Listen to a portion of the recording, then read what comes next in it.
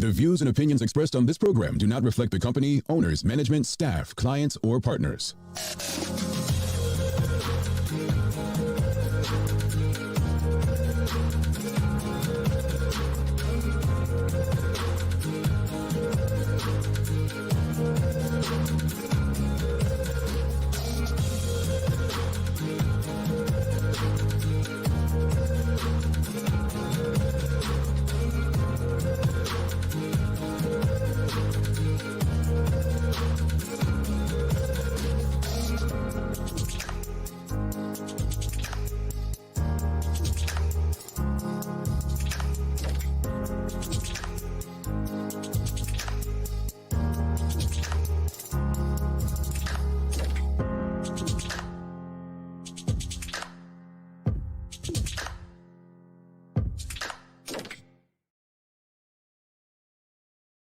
The 11th day of March, 2021. Welcome to the Daily Hour, brought to you by Medical House One Communications and Lindo's. I'm Jamel Hartman, along with Carla Zool. Thanks for making us part of your daily routine. If you're watching online, share the link. If you're on Facebook, start a watch party. If you're on Twitter, retweet it. If you're watching on channel 82, call someone, let them know we're on. Just get the conversation out there to your network, and don't forget to like and engage with us.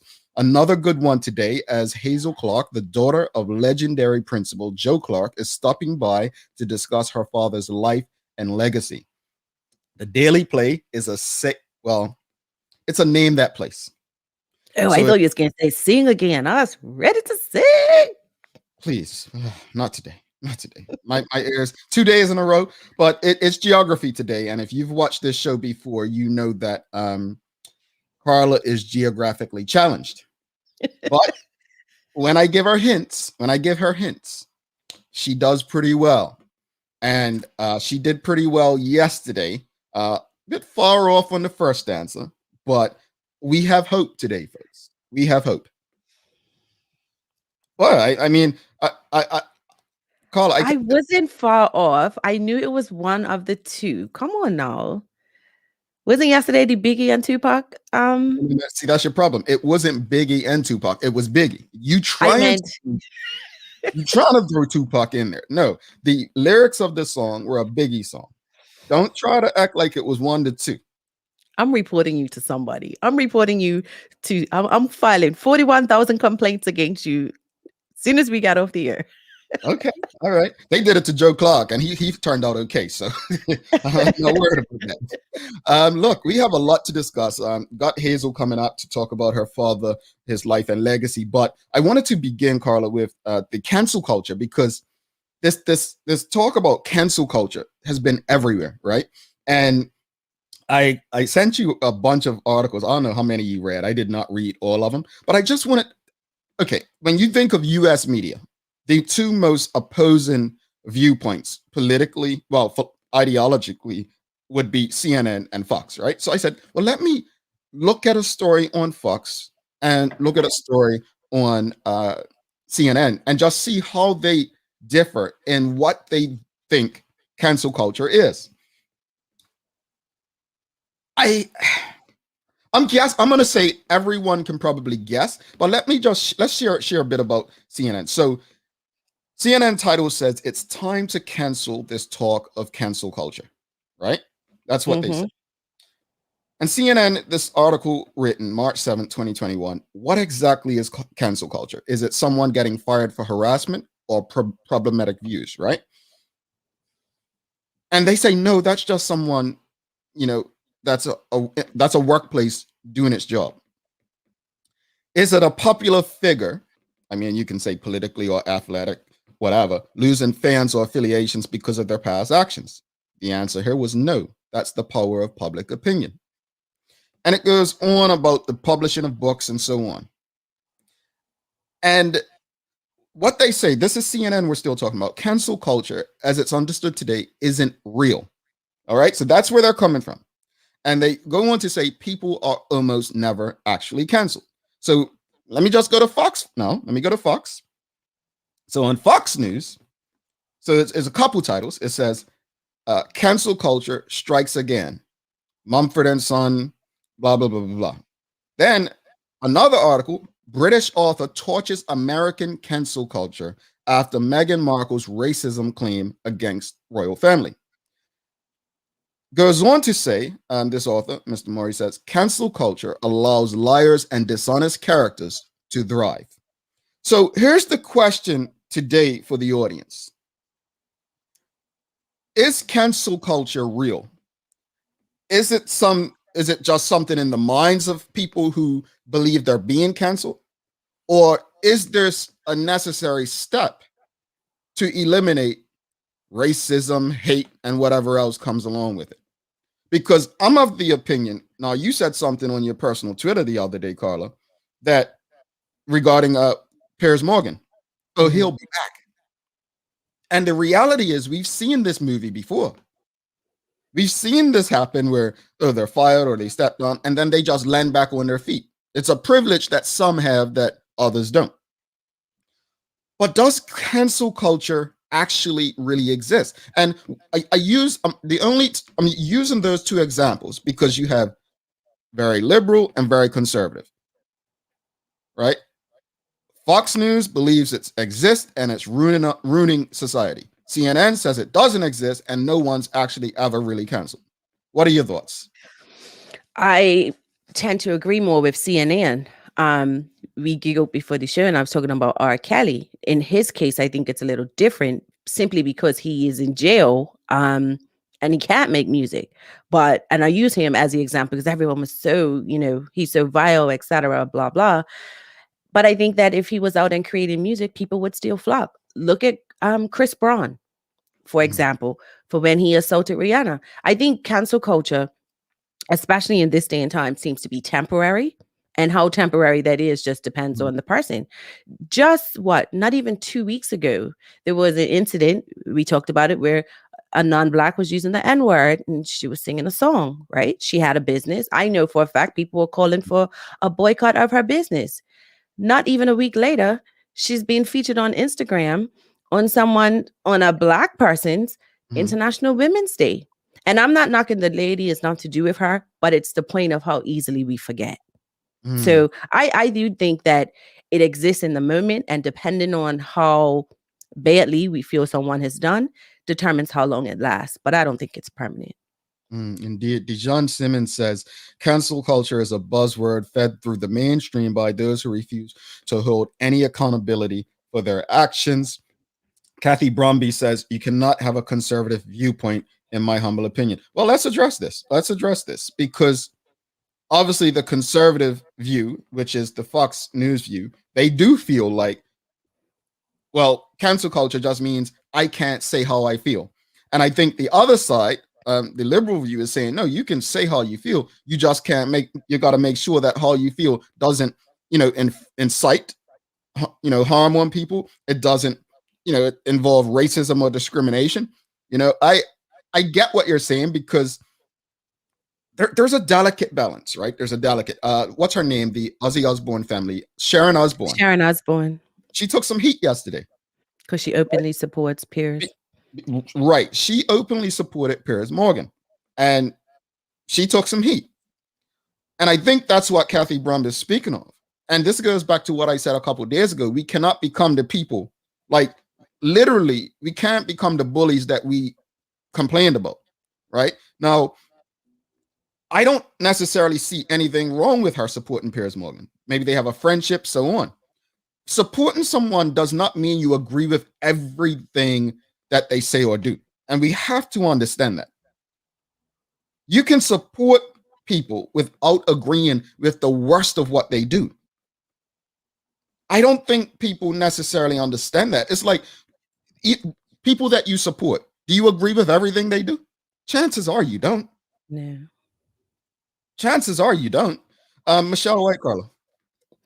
It's the perceived power that public perception controls one's success. Yes, it's temporary at the end of the day, but can impact differently across the board.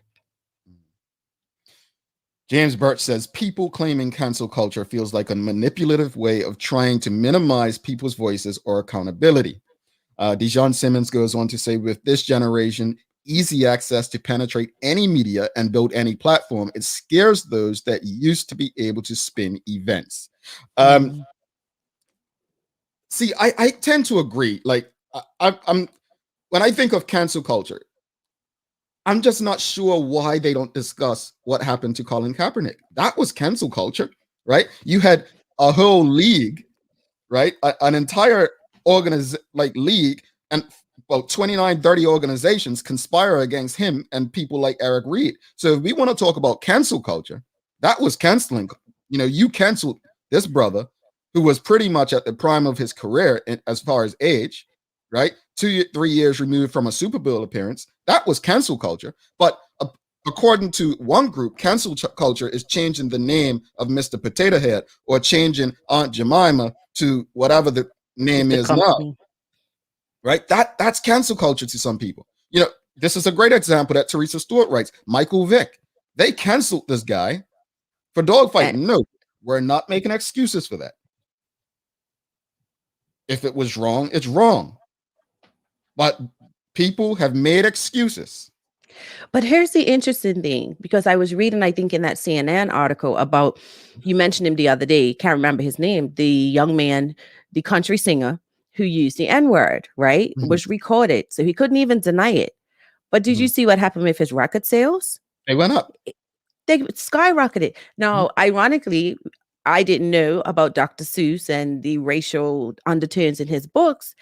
Since that's come out as such, or when it first became out there, the sales of his titles flew off the shelves. It skyrocketed. So is it selective long-term cancel culture? Because if I recall, Colin Kaepernick hasn't played in how many years now? Going on for 5? Well, and this is it. Like I think the people that are happy and comfortable using the term cancel culture, and even the British author that I just mentioned, Mr. Maury on Fox News, like he thinks this is an American thing, and he says, American cancel culture, right? It's like, let me just read here. Maury expressed concern that American culture wars seem to now be going around the world, and called upon people to stand up for themselves and demand evidence when allegations are brought against them. What is happening is a set of bullies with a very nasty ideology pushing their way into everything in American life and now in British life, Maury said. Now, you can find that on Fox News. I don't know if that's his reality or their reality. The same way I don't expect them to know what my reality is as a black man. But I just find it almost laughable that they can make excuses for racism, discriminatory practices. Like, okay, they're saying, well, this is history or tradition. Well, guess what? Sometimes history and tradition is steeped in racism and people's oppression. And so it needs to be changed. So we're not here to make you comfortable because something existed 50 years ago or 100 years ago. We're here to correct what was wrong back then. And if that makes you uncomfortable, so be it. But then you have so many who they're afraid to express themselves because the concern, like they're trying to be so politically correct that it's almost sickening. It's like, come on, that is not the way that the world works. So I find that the threat of being canceled for some makes them very introverted as such. I don't want to say that because I don't want to offend. You know how Jamal says, offend them all. Look, I don't discriminate. I say it all the time. I am an equal opportunity offender. And as we have Hazel Clark coming on to talk about her father, and I saw a lot in him. Obviously, that I adored. Like I'm, straight shooting. Like he went into these spaces to have conversations, and he was consistent. His message remained consistent. He was proud of what he was doing. He believed in what he was doing, and that's what I want to go back to. Nikki Fagan from Brandland.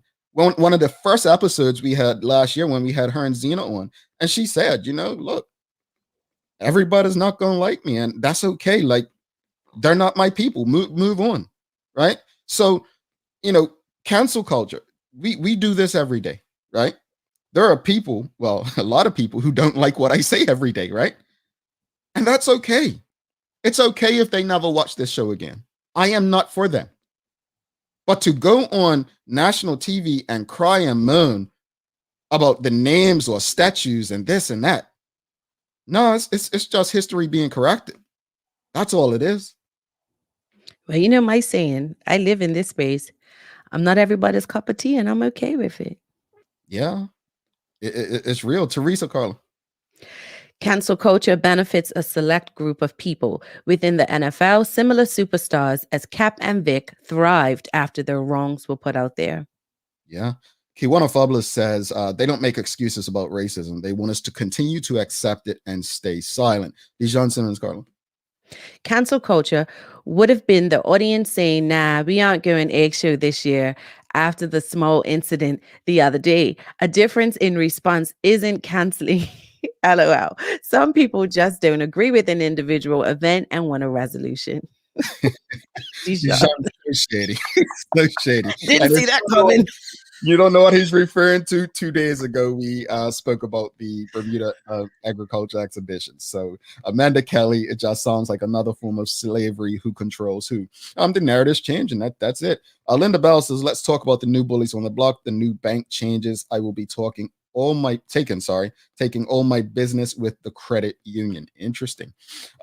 Look, we've got to get to a news break. Carla has some information she would like to share with us, I'm sure. And then we're going to take a commercial break and then be back with Hazel Clark to discuss her father's life and legacy. Are you ready, Carla? I am. She's ready.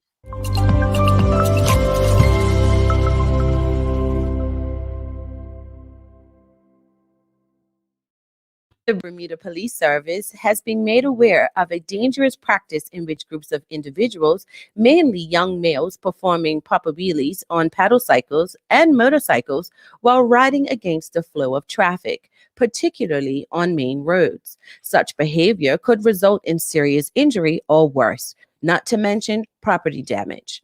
The Bermuda Police encourages parents and guardians to speak with their children about these dangers of the activity and advise them against participating in it. Motorists and other road users are advised to be on the lookout for individuals engaging in this activity and assist the police in dealing with it by making a report via the 211 number or calling the main police line 295-0011. If you are operating a vehicle and find yourself faced with an individual or group of individuals doing wheelies approaching you on your side of the road, please come to a safe and complete stop.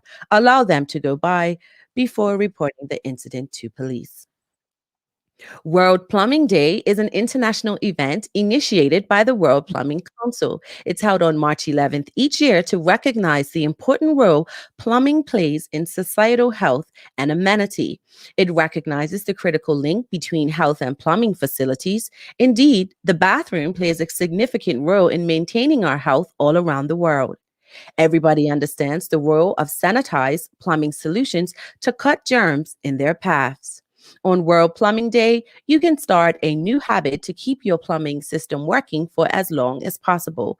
Learning some of the quick fixes for everyday plumbing challenges can help you look after your pipes. Turning to weather, the temperature in Bermuda is expected to reach a high today of 65. Fort Lauderdale, Florida will see a high of 76, and Manchester, UK, a high of 48. That's your daily hour news break. No, I'm actually going back to the first story. Did they use the term Papa Wheelie?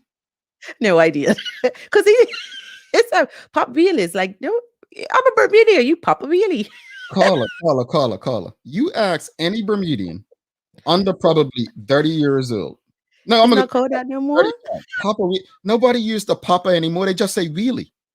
Oh, that's what Gary said. But I said Papa. Sorry, it's nostalgia. I always wanted to pop a wheelie. Always wanted to pop wheelie.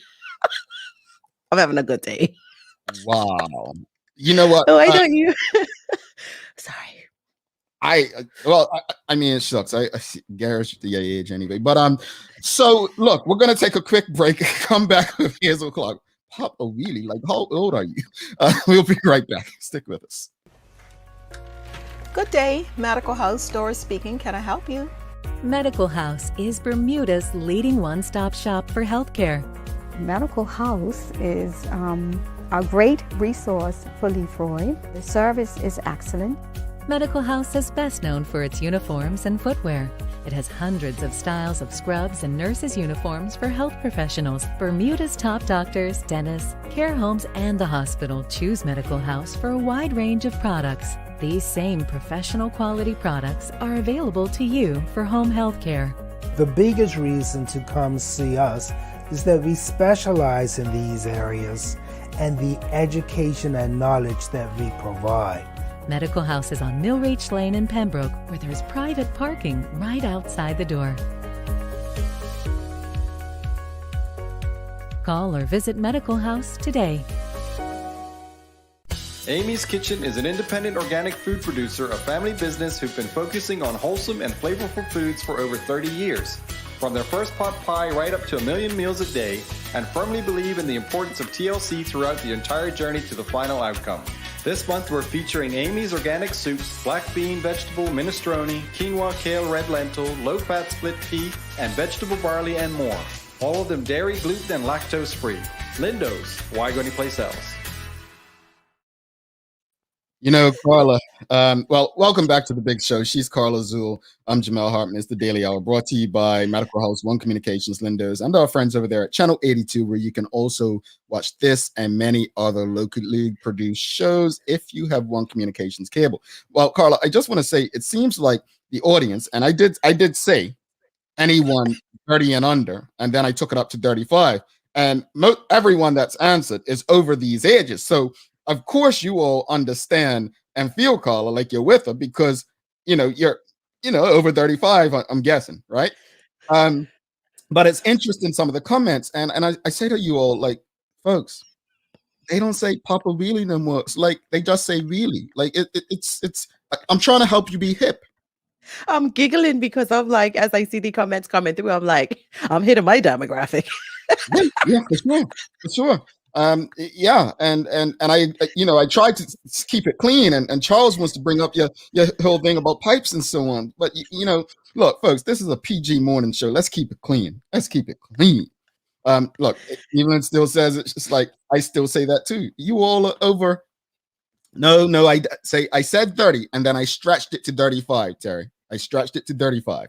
I stretched it. So, and we can have that Twitter debate later. But you all just.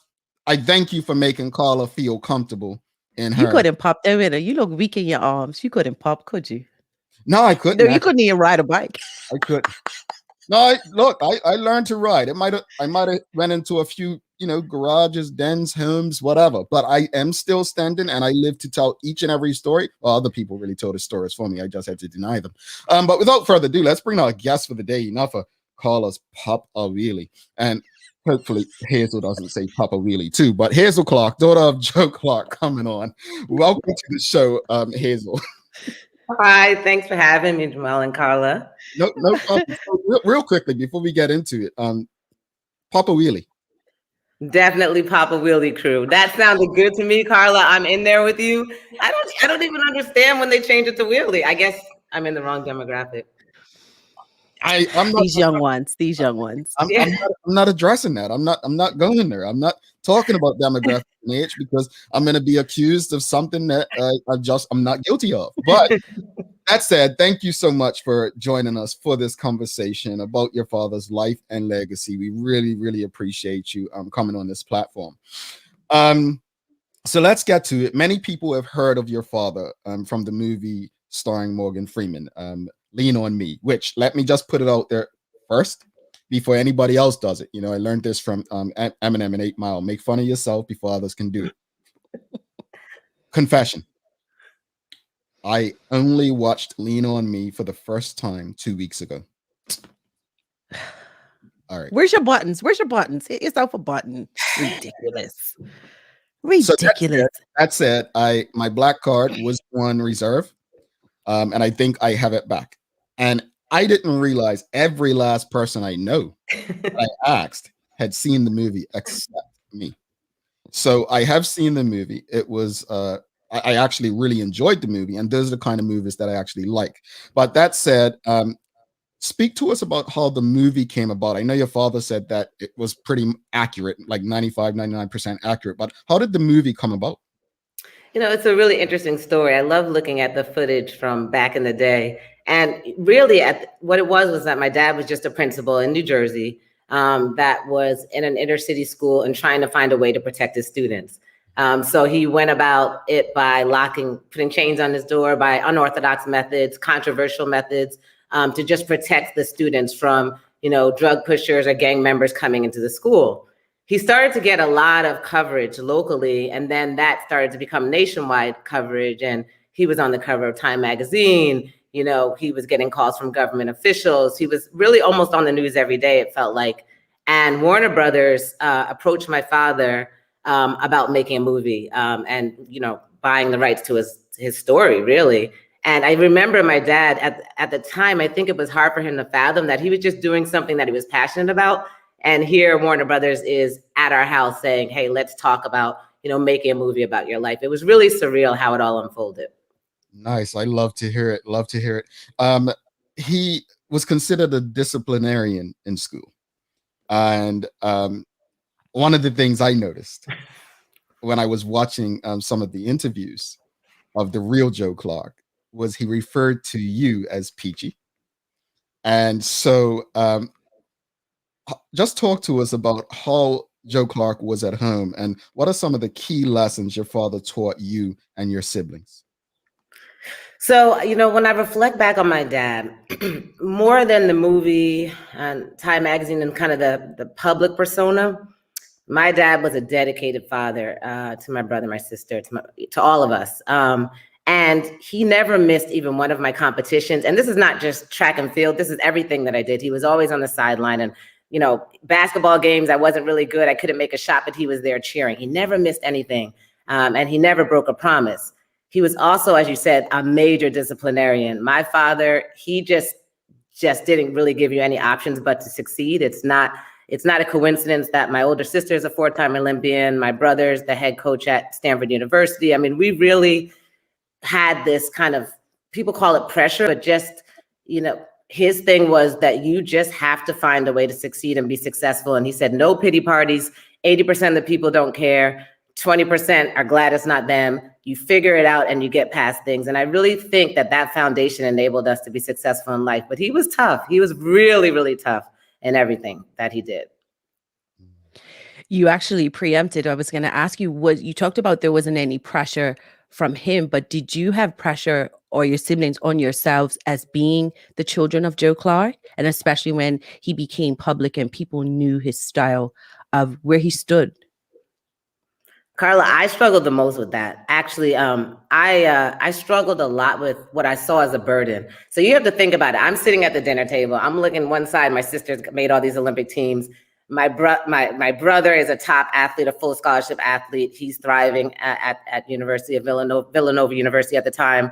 And then there's me, looking at my father on the cover of Time, and Morgan Freeman's following him around, learning how to be like him. And I'm like, where do I fit in? And how am I going to live up to this? And for a long time, I did see it as a burden. And I put pressure on myself to try to be really great. And I avoided even running track because I was afraid I wouldn't measure up, to be quite frank. But something that my father told me is you really have to find your purpose in life.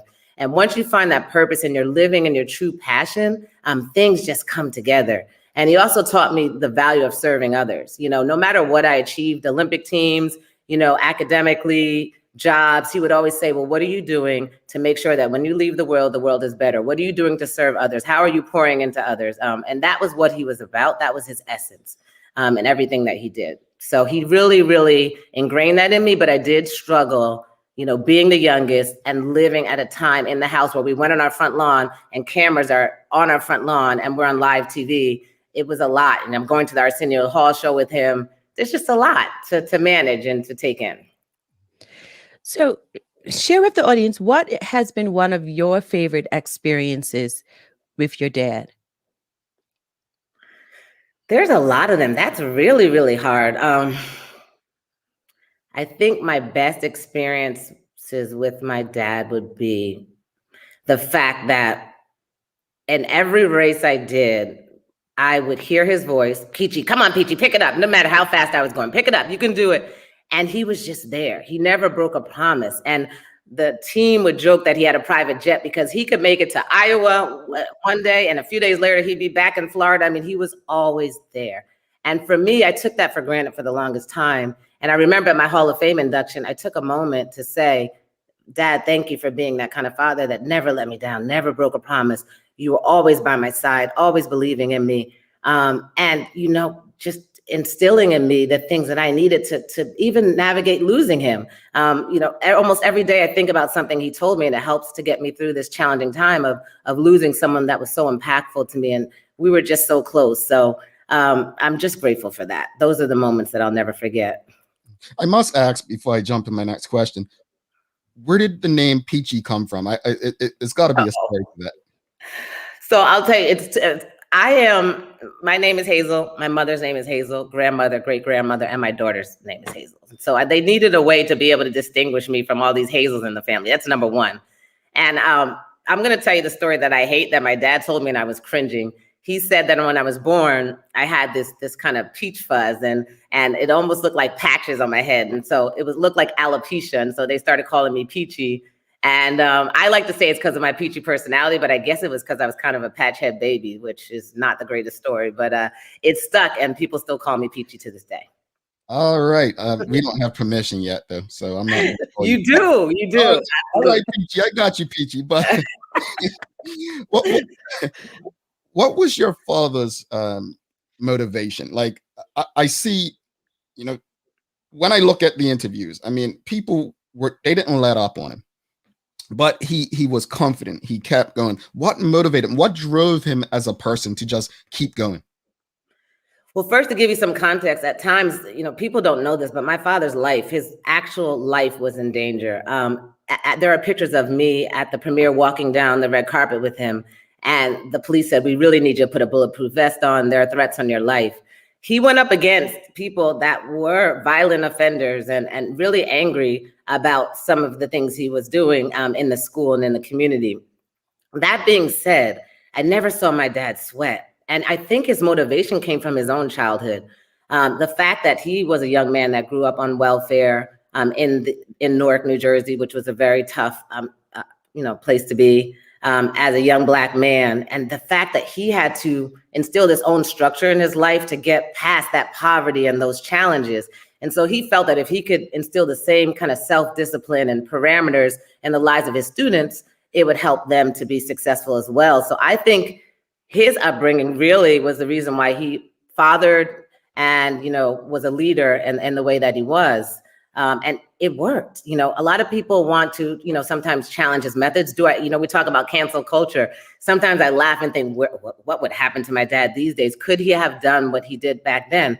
For the time, I really do feel he did what was necessary and needed. And almost every day his students reach out to me and tell me the impact that he had on their lives to be a father figure and to bring some order in situations that were chaotic and allow them to have the space to learn and to grow and to thrive. So I'm proud of that, you know. How did your father feel about his life and legacy? I don't think he got it. You know, I look back and think, did he really understand? I think my dad was really just doing what he was passionate about.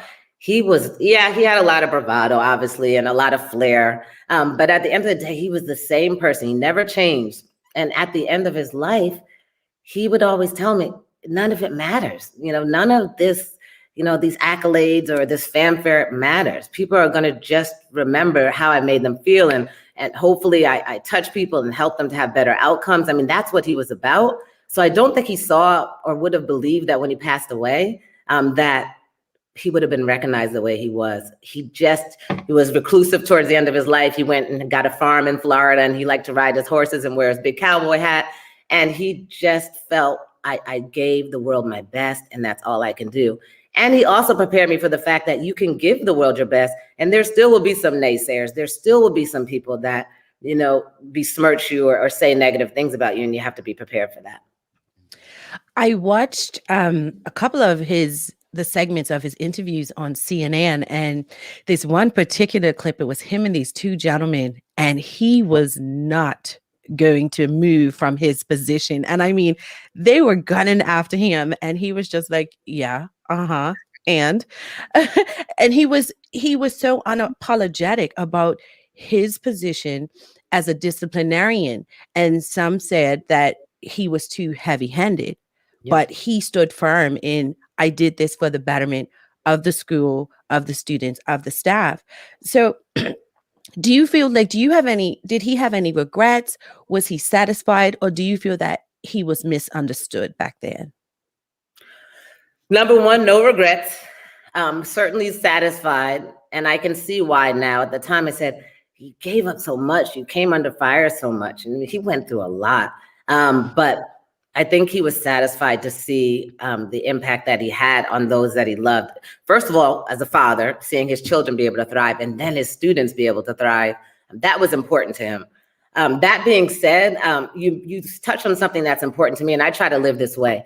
You could not make him change, step back, water down his position. His position was clear, and I gravitate towards those type of people. Whether you agree with him or not, you can say that he had a strong conviction, and you just couldn't sway him. He was unflappable. So what you saw, that was him, and I don't think he had regrets. I know he didn't have regrets about the way that he went about things. Hazel, what do you say was your father's greatest asset that his critics either could not or refused to see? That's a that's a great question. His greatest asset. I think it was his character, actually, and his integrity. Because here's the thing, when you're doing things, even if people don't agree with it, and we all make mistakes, right? But when you have the right character and integrity and purpose and intention, things work out for you. So no matter who tried to take him down, it worked out for him, because at the core of what he was doing, he was trying to do something good. He really, really was trying to help people. And even when I went back to Florida, when he passed away, just to see people on the street, even as a retiree, long after he left Eastside High School, you still had young people coming up and talking about, oh, your father gave me, a saddle and taught me how to ride and encouraged me. And now I'm into horses. Or, he came and talked to our school and helped us launch our scholarship fund. He was still helping people. He was still being impactful. And I think we all have the opportunity to do that in our lives. And that's what life is about, is impacting others, leaving a legacy that way, knowing that you touched even just one person or left your community better. Sometimes we lose sight of that, and I think we value things that really aren't important. Indeed. If you have any questions or comments for Hazel, please just share them, and we will try to share them with her as they come in. I wanted to touch on something I saw him say in a couple of conversations on different networks about Black women. And it's something that someone could say today, like the burden has been on Black women for far too long. And he was very passionate to really try to get Black men to take their place. How was he as later on in life, and seeing that things are probably worse off in that aspect, many would say today? If you wanted to make my father upset, all you had to do as a Black man was not stand up, not be a father, not be dedicated to your children, not lead your family. He was very adamant about that being that's what makes you a man, So for him, first of all, he did that in his life with his children. As I said, he was completely dedicated to us, and he didn't have that model. And for him, he felt that the Black community, that's what we were lacking, and that was going to be the detriment of us, or possibly, make our whole race fall apart if we didn't have our Black men stand up and be leaders. And I agree with that. He was very supportive of Black women. He gravitated towards single mothers specifically, and always wanted to help them and provide them with resources. And he always was kind of really putting that pressure. And a lot of Black men didn't like it on Black men, and saying, you need to stand up. We need to stand together. We need to lead our communities. I agree with that. So yeah, you're right. That was a huge topic for him and something he was passionate about. Yeah, we have someone, RC Flower 23 says, Peachy, your father's legacy. I like Peachy. I'm sorry. It's so cute. Your father's legacy lives on so strongly in such a lovely way through you. Much love, Renee Flowers. That's awesome. Go ahead, Carla. One of the things that he said, and of course, when you're younger, like I remember watching the movie, and I won't age myself, Jamal, but I was little when it came out. And so when you look at it through an adult's eyes now, you see it differently. And one of the things he said in one of his interviews I thought was so powerful is he said, our Black man stand up. We need positive Black role models, not rappers, not, basically dilly boppers, but the men need to stand up. And I was like, back then, that wasn't the type of message that would have resonated. And now, all these years later, it's still very much true. How do you feel that he was not just fluffing, like he knew his stuff? How does that make you feel when you see things he said then still resonate to this day? I'm so proud of him. And I go back and I like to run in the morning and I listen to his interviews. A lot of the ones you're referencing, I just listen to him. And I feel the same way you feel. When you're a little girl, you're just like, why is my dad so crazy? Why does he have to walk around with a baseball bat and a bullhorn? And, what is going on there? This is crazy. But now I understand what he was saying, as an adult person. And I agree with you. I mean, it's so timely and it's so relevant today. And I just absolutely feel proud that he lived it. He didn't just talk about it, he lived it. If you know Joe Clark, he was about his kids. And I remember the pride when he saw us sweep the Olympic trials, make history, my sisters and I, and take the US Olympic, spots. And the fact that everything that he poured into us came together and our brother was our coach, that's what he was about. And he said his greatest legacy was his children. He felt every father should feel that way. Every parent should feel that way. And that's what was going to make our community stronger. I love it. I love it. Go ahead, Carla. How will you and your siblings keep your dad's legacy going? Well, we're working hard on that already. As I said, when I sat back when my father passed away and I was looking at the news, coverage, I was like, wow. And then we had people reaching out to talk about the fact that, in a way, we've seen the movie, but especially for the younger generation, a lot of them missed, the real Joe Clark and what he stood for. And it is so relevant and timely. And so we're looking at projects to be able to make sure that his legacy is captured and his real story in essence is captured. And then also just so grateful to, my state, my home state, and so many individuals back at home that have planned, street namings and, building namings and a lot of events that my sister, brother, and I will be attending. But we're also having conversations about just making sure that we have the website up that has that footage, that kind of archive footage that you're referencing and all of the information about him, because we want to make sure his legacy lives. But really his legacy lives through his students, the young people that say now, I have my PhD because of your father. I'm a principal because of your father. I'm an educator. I launched my business because of what he told me. And, he coached me in Little League or whatever it is. There's so many stories. And I think that's really his legacy.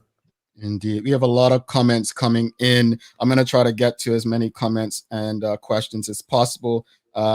Hurdles UA says, "Hello, sis. Can you let us know how dad's attitude and conviction has allowed you to be the mother, businesswoman, and friend you are today?" Bruce Berry. Yeah, it's funny. My dad, everything that I am today, I really have to give to my parents, and specifically with my dad. He told me things. He did not coddle me. I mean, I think most people would call me pretty tough, pretty resilient.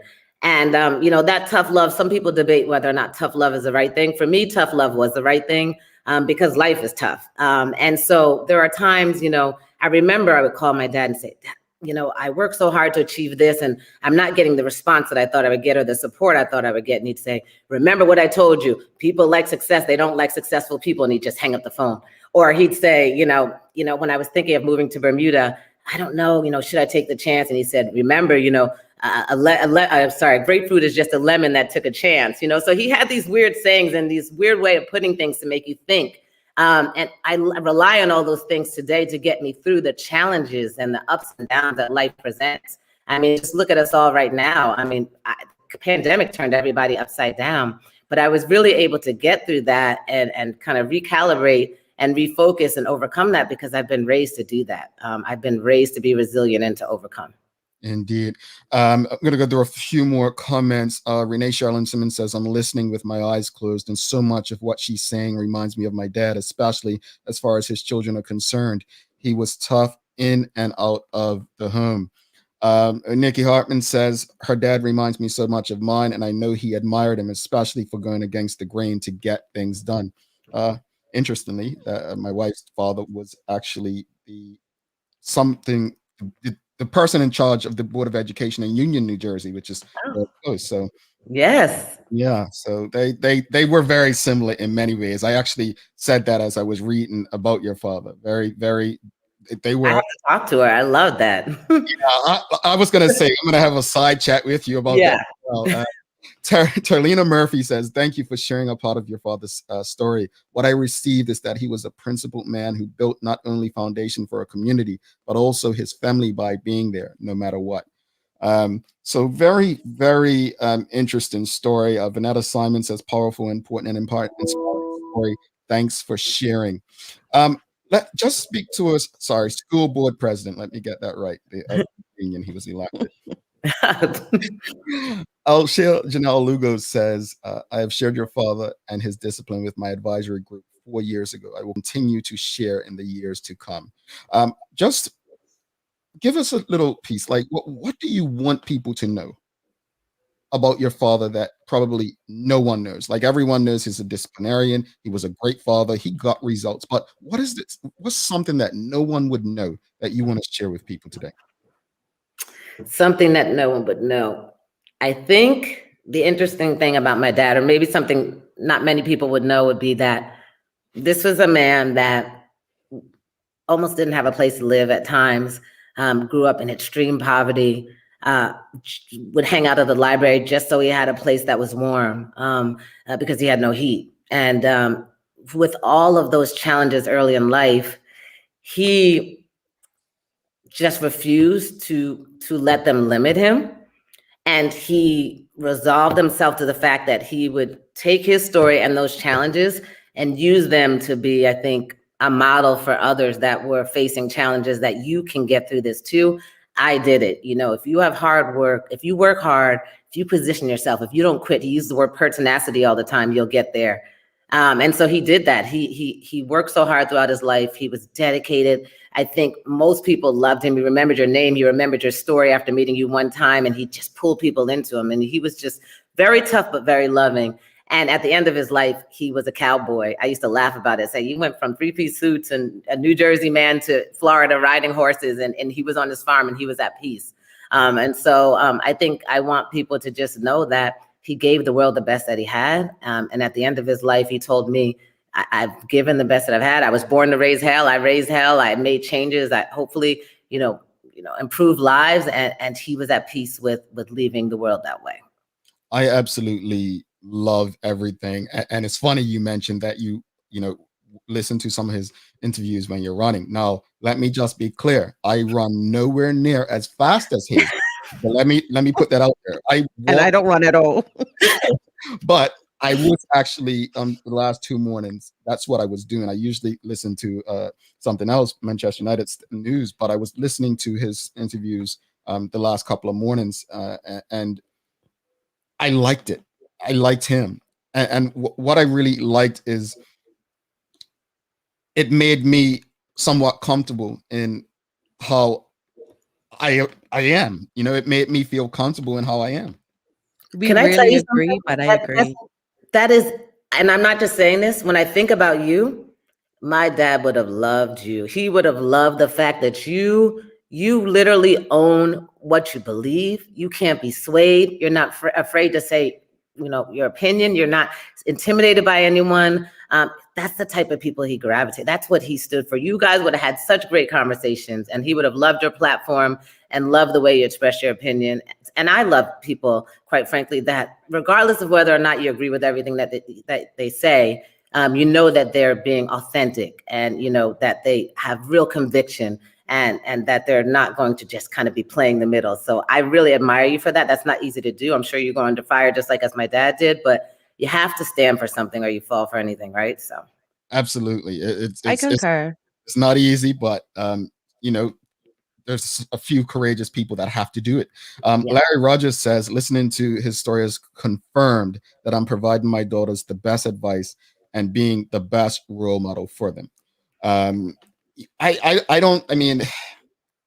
so glad that I finally did watch the movie and I got my card back. But I will say, some of the things, even though a movie gives great insight as to the role he played, I think hearing it from him through the various interviews. I mean, so many different interviews. Hearing it from him directly was just, my wife said this after her father passed. She said to me, she was so glad that I got, we weren't going to get our wedding videotapes, right? And she said she was so glad she listened to me and that it did, because while we can have voice like of people, it's nothing like seeing their personality shine on video. And I felt as I was, watching him in these various interviews, that you have a young daughter, and there are generations of his family that are going to come.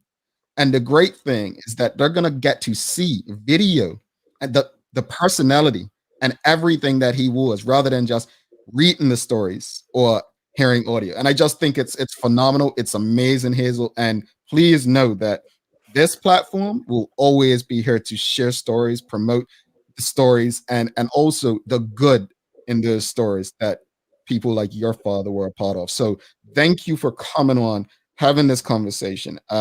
We definitely want to have you back to speak about so many other things that you're doing in your life that are contributing to a positive community that can only be a part of what your father instilled in you and your siblings. So thank you.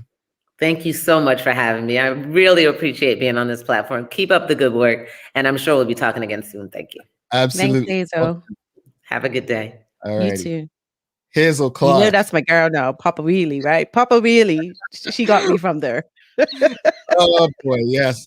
So look, we're gonna take a quick break. If this is your first time watching the show, you don't want to miss what's coming up next. It's the Daily Play, and you will leave with some good information after this Daily Play. Don't expect much from Carla, and that's me being very nice. All right, stick with us. We're coming right back after this message. Hi, Bermuda. Now that we have covered the difference between internet and Wi-Fi and introduced you to our One Home Wi-Fi solution, we want to show you some of the amazing features it has to offer besides ensuring Wi-Fi coverage in and around your home. Our Eero devices are plug and play, making them super easy to install.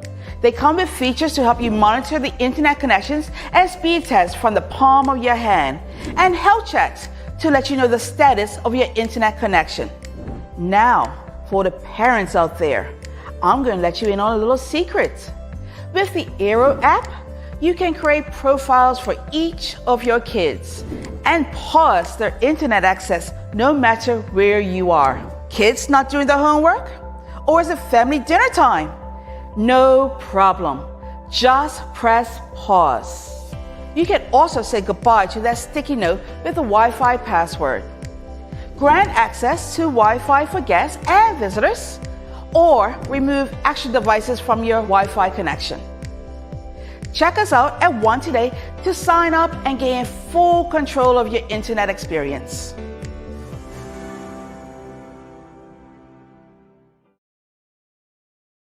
All right, welcome back to the big show. Thanks again to One Communications, Medical House, and Linda's, also our friends over there at Channel 82. She's Carla Zul, I'm Jamel Hartman. It's the Daily Hour. If you enjoyed that conversation with Hazel today, make sure you give us a like, a love, give us a reaction. Let us know how you felt about the conversation just now. Awesome story. She's an awesome person. The Papa Wheelie thing, we're working on that. We're going we can't get lost in what they call Generation Z or something like that. We got me, what I am. I'm an axe, I think. Millennial. Yeah, axe. Yeah. Mm-hmm. A boomer, but yeah. So let's get to the Daily Play, folks. The Daily Play, good times right here. But if you can, don't forget to smash a like on that the video wherever you're watching. Here's the Daily Play. So the Daily Play, we usually do it every day around this time, and it's a trivia question, the most educational trivia you ever had. This one is not difficult, but something tells me it is going to be not just for Carla, but the audience. It's named that place today. All right. Don't get upset with the first part of this question, because it's just gonna suck her teeth. In 1706, the French and the Spanish briefly captured these islands from the Bermudians. From the Bermuda. Okay, I'll continue. 4 years later, the British reclaimed the islands for Bermuda, but in subsequent years, the place became primarily a haven for pirates and British loyalists fleeing the American Revolution. I don't know stuff. All right, I'll continue. In 1766, after being controlled by the Spanish, French, and British, these islands became a part of the Bahamas colony and were placed under the Bahamian government.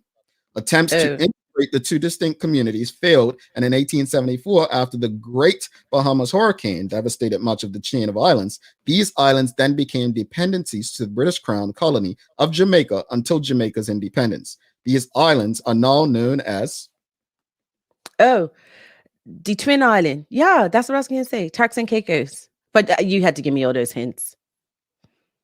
Turks and Caicos, TNC. We got it. We got some people that got the answer. Turks and Caicos. Turks and Caicos is the answer for today. So did Carla get it right, folks? With a few hints. Once you say it about something, yeah. Anyway, let's move on. That was so long. Well, Carla, and you make me apologize every Thursday to my geography teacher because I know he must be pulling out his hair. Like, what the heck did she learn in school? But whatever. Well, credit to people like Sankofa of Bermuda, Sankofa, Bermuda. Where I actually said to someone last night, I sent this article to a few people, right?